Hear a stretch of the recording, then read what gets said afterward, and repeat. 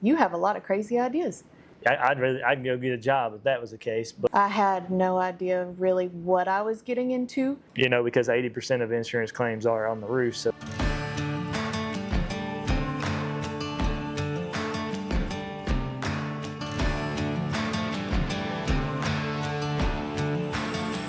Tell me, baby, what's a man? Oh, what's a man? Tell me, baby, what's a man? What's a man got to do? okay, I'm here today with our office manager, aka my wife, and all of our team members around the office like to call her the boss because she makes a lot of decisions, especially when I'm not around. And anyhow, I wanted to have a basically conversation of how we started this company, when it happened, and to give you guys a little time frame.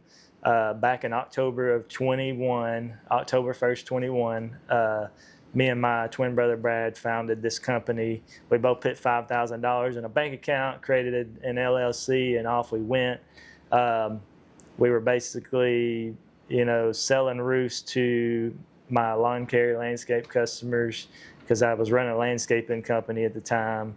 And the whole idea behind it was I was going to start it and maybe sell a roof a month or so and put a few $1,000 in my pocket, extra money. And that's kind of how we started it at the end of October of 21. And I think we sold 3 or 4 roofs going by the end of the year. And then going into 22, it was still kind of a part-time thing. Basically through 22, about half of the year, we were kind of slow. And about midway point through 22, we kind of took off.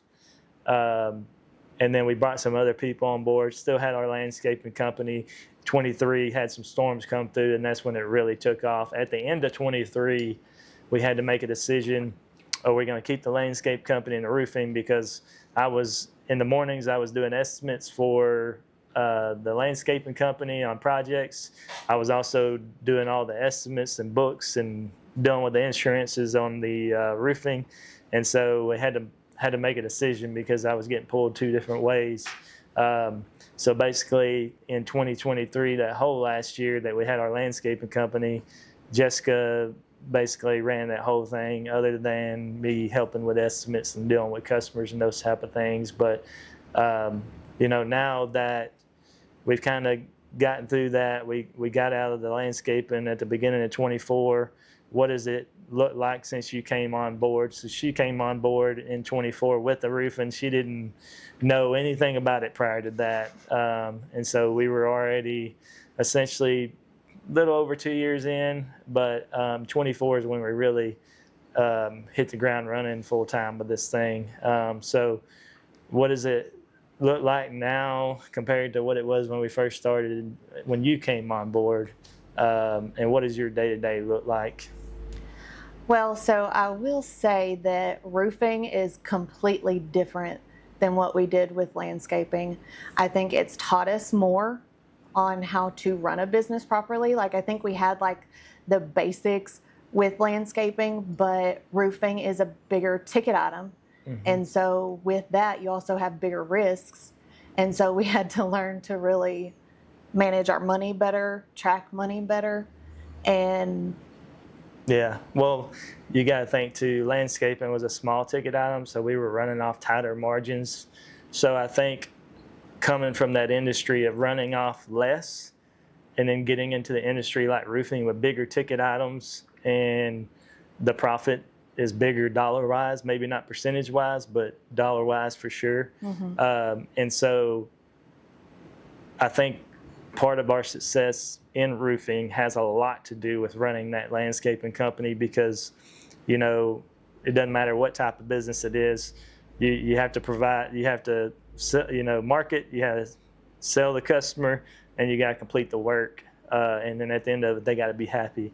And so a lot of the things transition over. And so I think that's why we've been able to be successful, is because we're not roofers. Mm-hmm. We didn't start out with a hammer and, we didn't take over our dad's company, those type of things. And so we've been able to look at things from more of a business perspective and less of, because a lot of the things that we did in our landscaping company, it made us stand out because we were basically in the top 5 in our area with our landscape company, and now we're basically in the top 5 out of companies with our roofing company. So all those things transitioned over that I feel like help set us up for success over someone who's never ran a business before.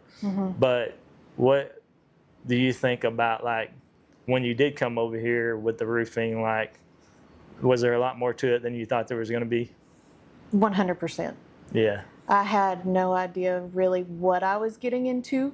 You have a lot of crazy ideas, and we run with them, and that one really took. And so I really just came in, and I like to organize and make processes and stuff like that. And so whenever I came over here, I realized we needed a lot of those. And so, really just started and picked at it until we are where we are now, which is a huge difference. But that also comes with how we grew. That's why a big part of why we grew is being organized. Yeah, because when we first started, we were just operating out of the same office as our landscaping company. And then we rented this little office. It was like no bigger than this room, probably a 10 by 10, that we had a desk and a couple of... Definitely smaller than this room. Yeah, and then we moved from there to an office that was 700 or 800 square feet. And now, here I think we have like 3,400 square feet that we operate out of. So we just have a lot more room. But, going from, we're sharing the office with landscape company to this now, and there's even times right now that I think we're going to outgrow this. Hopefully we don't. But if we do, hopefully it's a good thing, not a bad thing, right? So when you came over here, the thing about the landscape company, no insurance companies involved. You complete the work, customer pays you.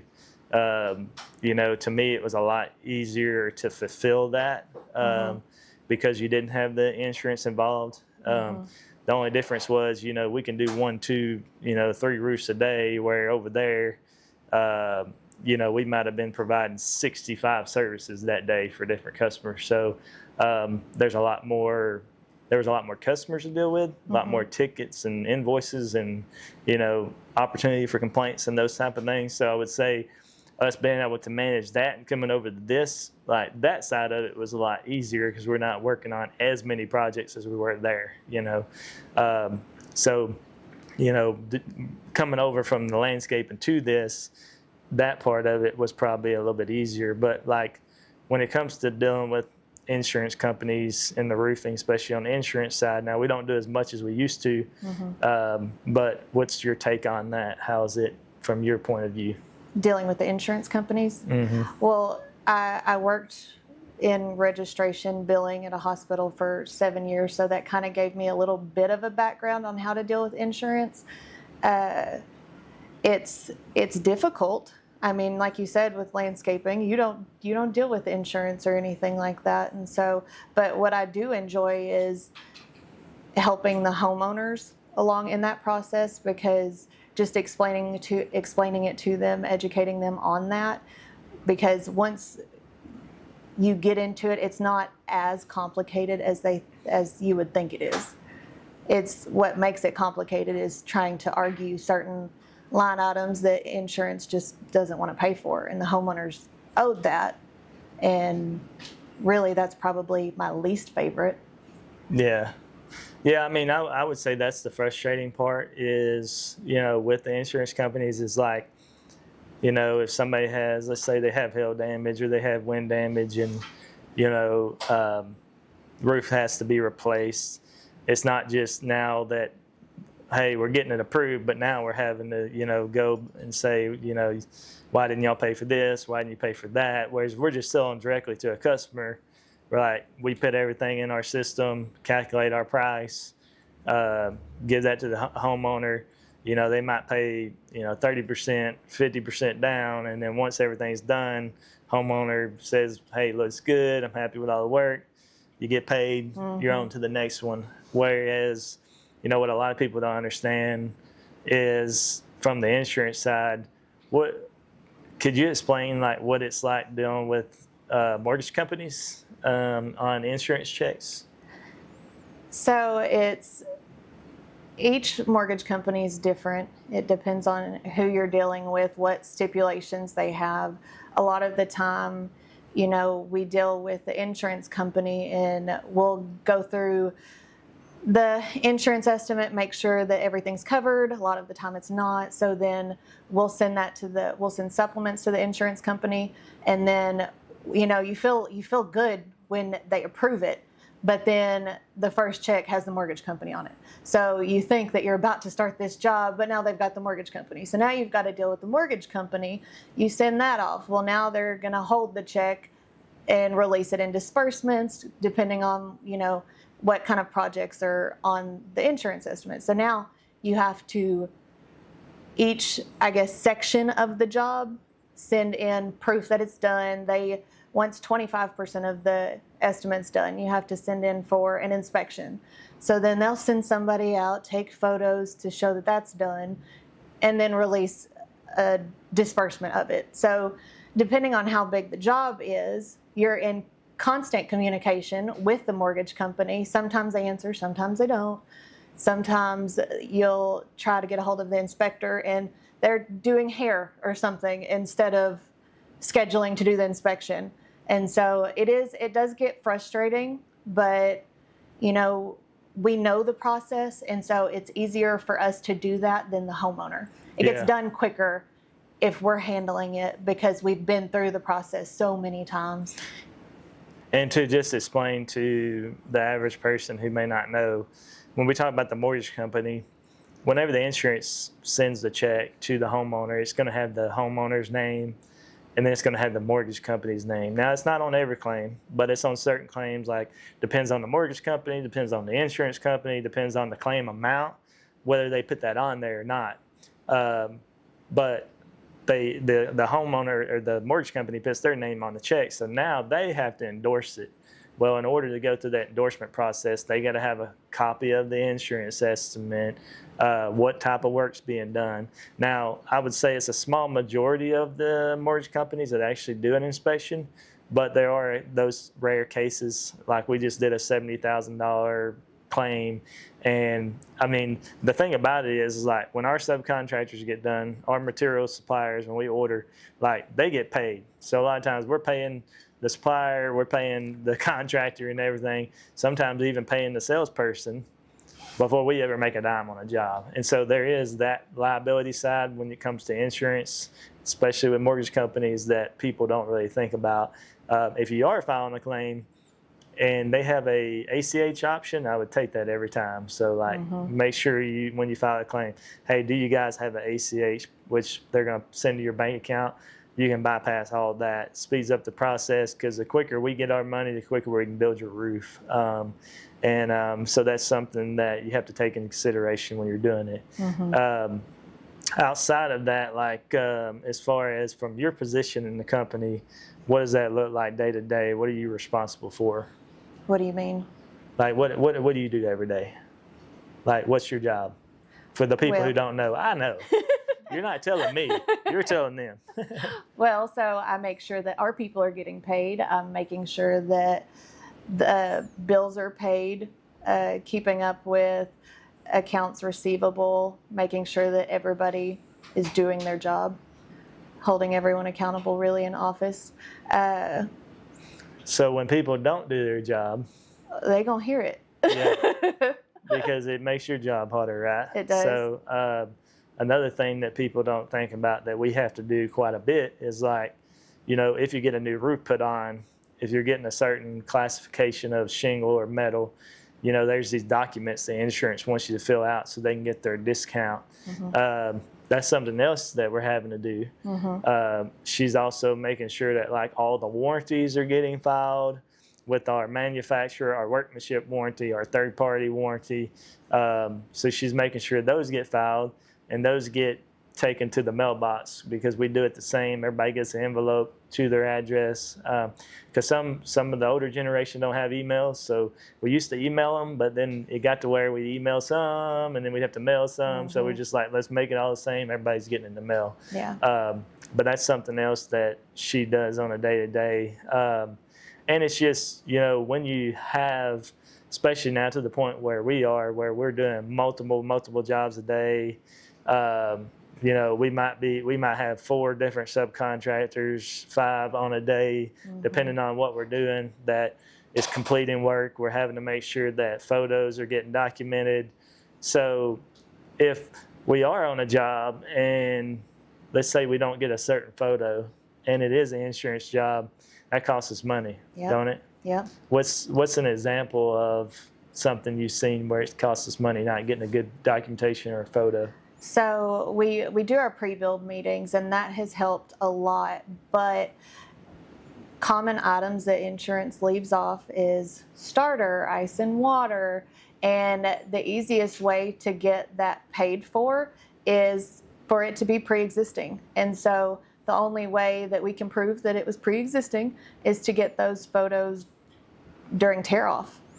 And if we don't get the photos, well, now you're out, depending on the size of the roof, hundreds of dollars on that one line item for not getting the photo. What about bad wood?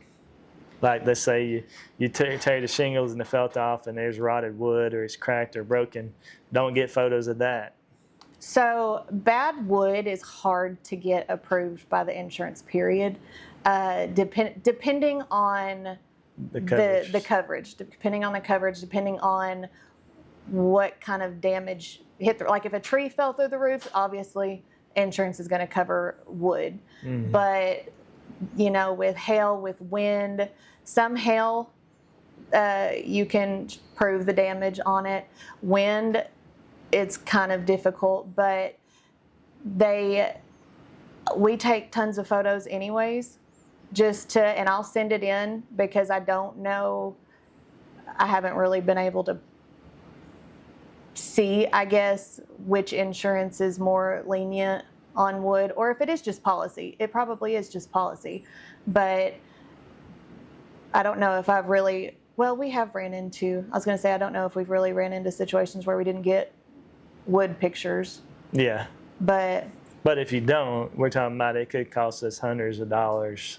Oh yeah. Up to even $1,000. We eat money all the time on wood. We did a job 2 days ago and we replaced 18 pieces of decking.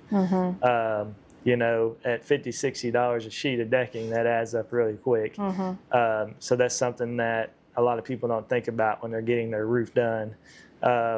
If you was to had a homeowner sitting in front of you right now, and let's say they were asking you what type of insurance they would need on their roof, what would you tell them?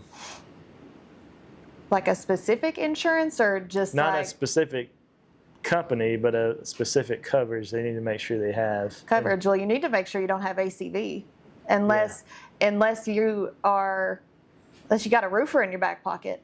And for those who don't know what ACV, tell them what ACV stands for. ACV is actual cash value of the roof, which means, and I will probably not explain this as well as you, but it means that they're going to do the estimate of the roof. They're going to depreciate it, and you're only going to get that depreciated or the after depreciation amount. Yeah.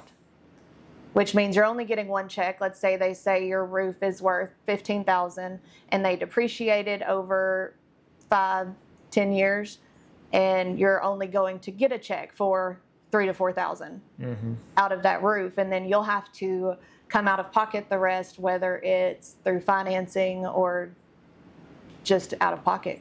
Yeah. So if they are looking at their policy and their coverages, you want to try to get an RCV, which is replacement cost value, which is no matter how old that roof is, whatever it takes to replace it at the day it needs replacing, they owe for it, regardless of the increased amount or anything. Because if it gets depreciated, you know, you're not only out your deductible, which we're seeing go through the roof, you know, so like you said, there's plenty of examples we have where somebody has $15,000 to $20,000 roof and all they get is a $4,000 check. And, you know, for somebody that's paying insurance every month, that's a bad day. Yeah. because 80% of insurance claims are on the roof. So it's just, that's most of the time where your money's going to be needed, or you're going to need that insurance at some point. I feel like ACV policy is just like a legal thing, like to say that I have insurance, but not great when you need to use it. Yeah. And another thing too, like a lot of these companies, they come out with now what's called a roof payment schedule. And if you're looking at your policy, if you see RPS, and now obviously I'm not a public adjuster, so there's a disclaimer there. I'm not this is just basically from me knowing my policy and my coverages and stuff I see every day doing this. But this roof payment schedule is basically everything is replacement costs except your roof. So if your house was to get demolished to the ground, they would pay replacement costs, but then once they get to your roof, they're going to depreciate it depending on how old it is. So it's called a roof payment schedule, which is another fancy term for ACV on your roof. So that's something that, if you're looking at coverages and you might see different prices that are all over the place, it might have something to do with little coverages and endorsements. Now these companies are coming out with hail damage exclusions. So like, unless that hail really breaks the matting and causes what they call functional damage, they're not paying for it. So those are things that you got to think about when it comes to it. From a marketing perspective, like our company, I'm trying to switch gears here. What do you think that we do that maybe a lot of the competitors in our area don't do that kind of helps us, whether it's like branding or recruiting or hiring or training and those type of things? Well, marketing wise, I think we kill it. I don't see a whole lot of marketing coming from other companies around here. I see a little bit, but not as consistent. And we blast everything. And so I think that we're great at that. I think what a lot of people get wrong, or a lot of companies get wrong when it comes to marketing, is like they want to be able to spend $1 and get $5, or spend $1 and get $10. Oh no, you're lighting it all on fire. Yeah. You might see it. Well, you're not lighting it all on fire, obviously. Well, no, but don't expect like I'm going to invest $5,000 into this one video, and that one video is going to make so much money. Like, if you go in it like that, you're going to get ticked off. Yeah. Well, and me and you was just having this conversation, like recruiting and marketing go hand in hand. We do a lot of, because when you break marketing up, you have like, basically, I call it awareness campaigns or awareness marketing. You're just letting people know that you exist, right? You're not asking them anything. You might be giving them information. Hey, here's the difference between metal roofing and shingle roofing. Here's financing options for your roof. Here's different things. So we might be trying to give them information. It's just letting them know that, hey, we're a roofer, and here's some free information. We're not asking anything from you. And then you have the type of marketing where, it might be you're asking them to contact you, or those type of things.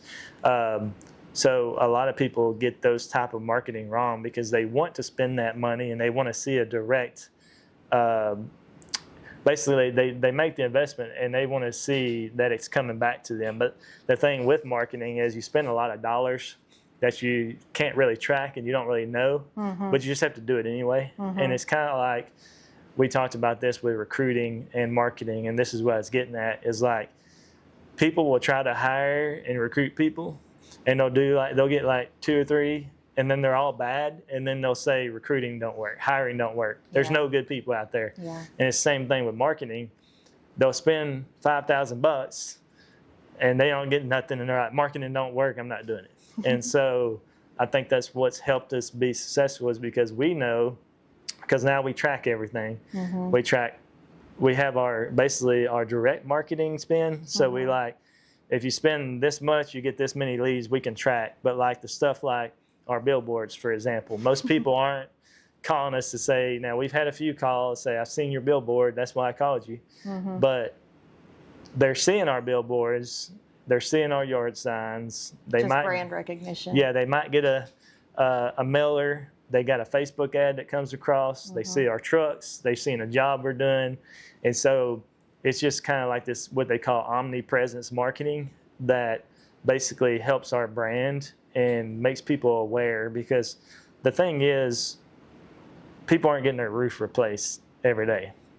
You know, that's the difference between, I would say, our landscape company is you sell a customer and you stay servicing them over Your and over. grass is always growing. Your grass is always growing. You put a roof on, unless you get a big storm that comes and rips it off, or you move out of that house and you move into another house that needs a roof, like, you're not doing somebody's roof for another 15 years probably. Yeah. You know, you may not be doing it at all. So you're always trying to get new business, new customers. You're always asking for referrals. And those are the type of things, like, we're revamping our referral program right now. So when it comes to marketing side, there's a whole lot that goes into that. You know, obviously Tiffany does a lot of that.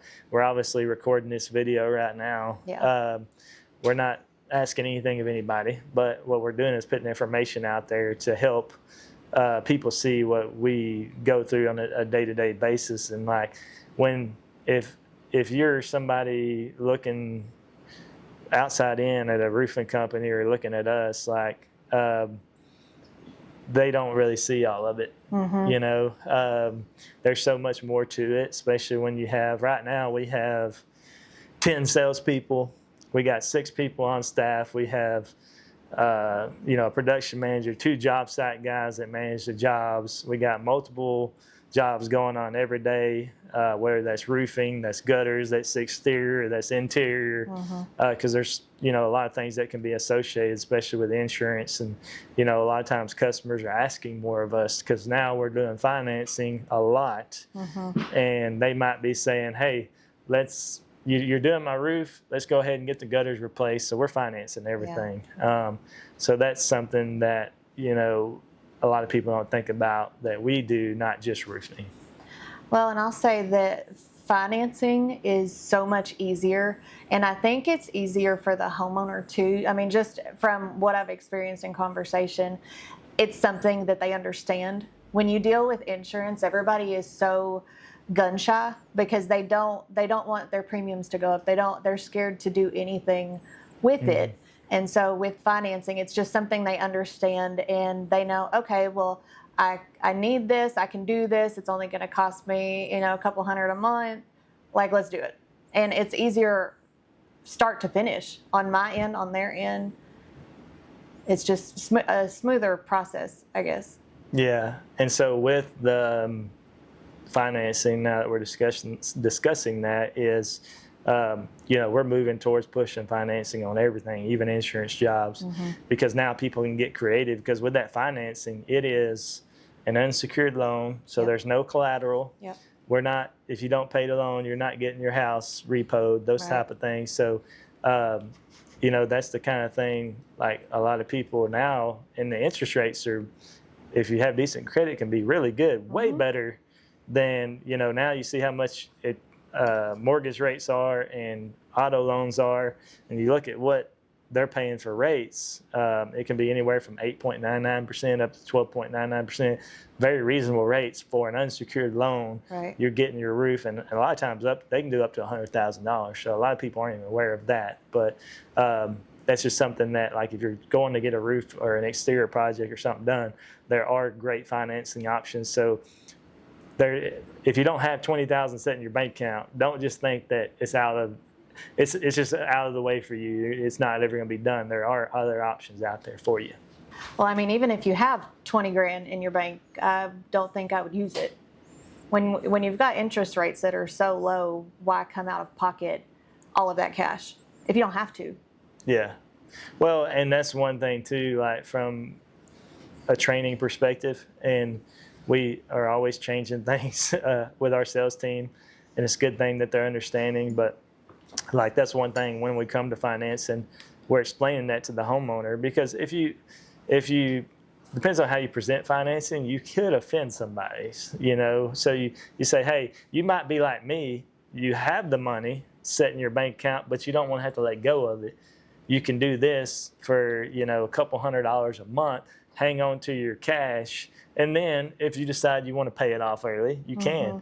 Because, most of the financing we're doing is anywhere from 120 months up to 240 months. And there's a lot of flexibility there. But then you could say, hey, I only want to pay on it for 60 months. Well, you got that option too. There's just so many different options when it comes to financing. And it's a lot. I feel like it's easier to get approved for that than it is some other things that you might go buy that aren't a necessity, like a boat or, ATV, something like that. Yeah. So it is a necessity. Your roof isn't going anywhere. Right. Your roof's not going anywhere, but it's also your biggest investment. And so, and now, man, with these insurance companies and like a lot of them are sending people letters saying you got to get your roof replaced in 30 days or we're dropping you. Yeah. We get a lot of those calls. And then also like now when somebody buys a house, like we work with realtors, like nobody wants to buy a house that has a 10-year-old, 15-year-old roof because it's a liability. They know, hey, we automatically have this expense. So now we're filing claims on those, trying to get them approved, or they're rolling that into the to the closing to pay, and the seller's paying that. So, with the financing, with the insurance companies, there's a lot of opportunity for us for roofs. And so with the insurances, pushing back, and there's a lot of times they're not paying for certain stuff, or the deductibles are so high, the coverages are changing. So, that day of like back, when people had a $500 deductible, those days are gone, so that's something that has changed that we've seen a lot. But to kind of pivot from that, we're halfway through the year. We're having a record year. We've just had 2 of our best months in the history of the company. This month's looking really good, off to a great start. Where do you see us going into the end of this year, next year, and over the next 2 or 3 years if we keep growing at the rate that we're growing?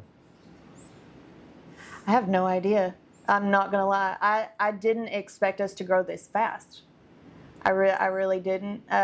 Whenever I come on and we're in a glorified closet working, like I didn't even expect us to be here. I thought we were insanely blessed when we looked at this office. And it was kind of like, it was a mechanic shop. Yeah. That, we flipped around. And we wouldn't grow at all. And I would still be just as proud of the team that we have. But I would be surprised if we didn't grow. Yeah. Just because the team that we have, what am I trying to say? The leadership, I don't want to say the vibes, but just how everybody works together. It is very, I know business is not good to say, work as a family, but it is. It's nice to come to work. Everybody gets along. It's kind of like you're playing office every day. Well, and I think that's one thing, we got a lot of things wrong over the years. But one of the things we got right was creating a place where people enjoy coming to work and they like what they do and they can be proud about what they do and they can be proud to work for a company that has, integrity. Because a lot of people may not know this. How many times, you don't have to say how many times, but can you think of times when we've had to make something right and it may not have been our fault? Just this past week? Yeah. Well, just this morning I had to pay a fat bill on something that we didn't do, but it was right. We felt that it was the right thing to do for the homeowner. What was it? I don't know the terms. It was an AC line.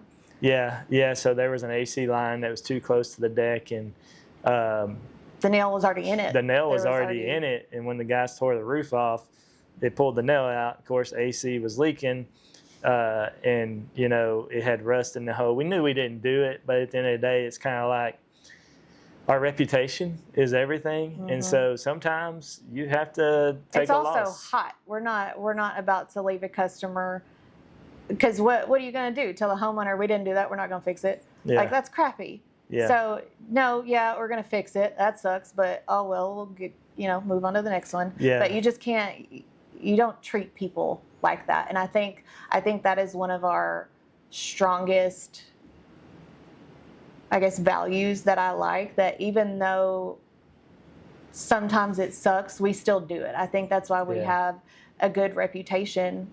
And I think that's why we keep getting business, and that's why we're successful, because even if we break even or we lose money on a job, and it happens a lot, we're still taking care of the homeowner. Yeah. Yeah. And we're going to bed at night knowing that we're looking out for the homeowner, also looking out for the business, but not screwing over a homeowner to look out for the business. Yeah.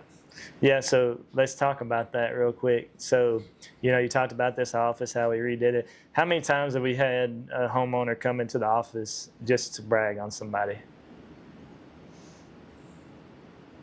If they did, I don't think I was here. Yeah, so there's been. I don't know if that was a trick question. Yeah, there's been a number of times we've had customers come into the office. Or how many times have they come into the office and complimented the office? They do. They double check, and they're like, I didn't think this was an actual roofing office.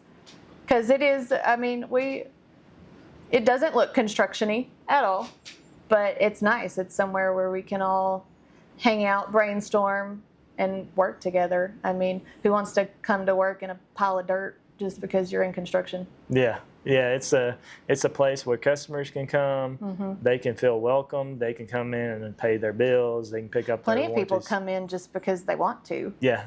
Just because it is nice. We had people stop in. They need work done. Hey, I've been driving by your office I work down the road, and I'm needing this roof on my house, and we've sold jobs like that. Moving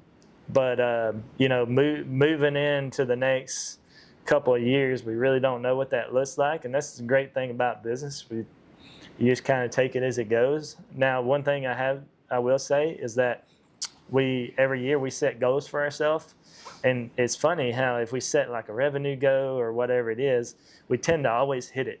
I think a lot of companies don't know how to grow because they don't know how to set goals. And we call it like reverse engineering your goals. So like we know what our average ticket is. We know how many salespeople we need to hit a goal. Yeah. Because all you do is if you take your average ticket, how many roofs you sold, how many salespeople, what's their average sales, so you can actually do that math and say, hey, all we need is next year, if we want to hit this goal, we just need 5 more salespeople to hit the average that we hit this last year. And then every now and then you get lucky and you get a big job, and it just kind of propels you, past that goal that you're shooting for. So the sky's the limit, I guess. That just goes to tracking. Like everybody can say, I have a goal. Like I have a goal that I want to make $1 million, take home, whatever. But like, is that realistic?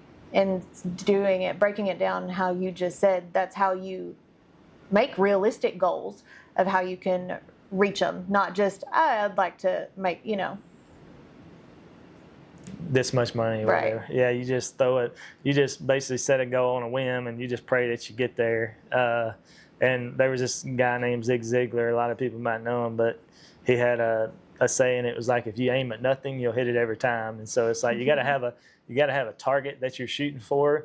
And even if you set the bar a little high and you come a little bit short, if you're way better than you were the previous year, and the one thing that we talk about here at our company is the word profit is embedded into everybody in this company, from the salespeople to the production to collections.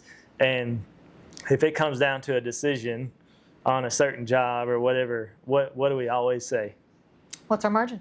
Yep. What's our margin? Mm-hmm. So because at the end of the day, as a company, you have to protect your margin, because we're not able to do, as much as I love roofing, if you don't make any money, then what is it all for? We're just, I'd go get a job if that was the case. But you have to protect your margin. And that's, I think, because we've embedded that into the culture of our company, that's, everybody's trained that way, because, with that margin, that's how we're able to hire people, recruit people, find good people. That's how we're able to grow the company, is you can't grow the company without people. It's just impossible. Like as an owner, I can only do so much, and I'll say like, and you probably realize I don't want to do everything. Yeah. As a matter of fact, sometimes if I have to do it, I get a little irritated because I'm like, hey, you know, like I pay this person, like why am I doing this? But there's some things that do require me, but that's part of training and coaching and those type of things. And so, you know, it's something that we've been able to do here, and I think that's part of what's helped us, you know. So like if you are a homeowner and you are looking for a roofing company, you know, the reputation is everything.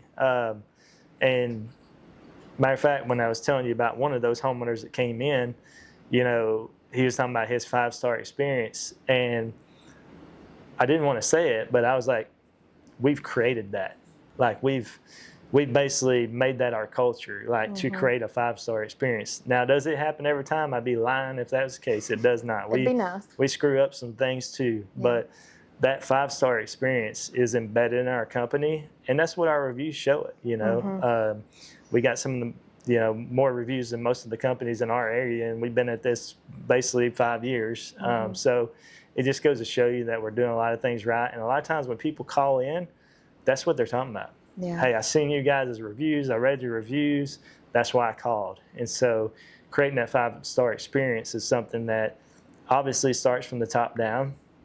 And you can't expect your employees to have integrity if your leadership doesn't have integrity. Right. You know, if I tell one of our team members, hey, do this, but I don't do it, well, what kind of standard are we setting? Like, I feel like integrity comes from the top down, and we got to hold ourselves to a high standard so we can then hold everybody else to a high standard. But you can't hold people to a standard that you yourself don't have. Yeah. And so I think that's what a lot of, you know, people in roofing, other companies, and they get wrong is like they don't have any type of standard, and even the owners or leadership don't have a standard. So it's like, how can you expect employees to have that? You know, it's impossible. But you know, we're excited about the future. We don't know exactly what it looks like, but we just know, hey, we want next year to be better than this year.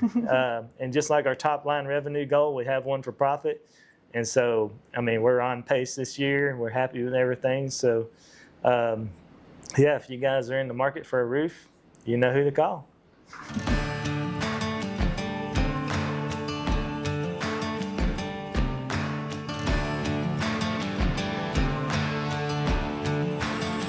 Tell me, baby,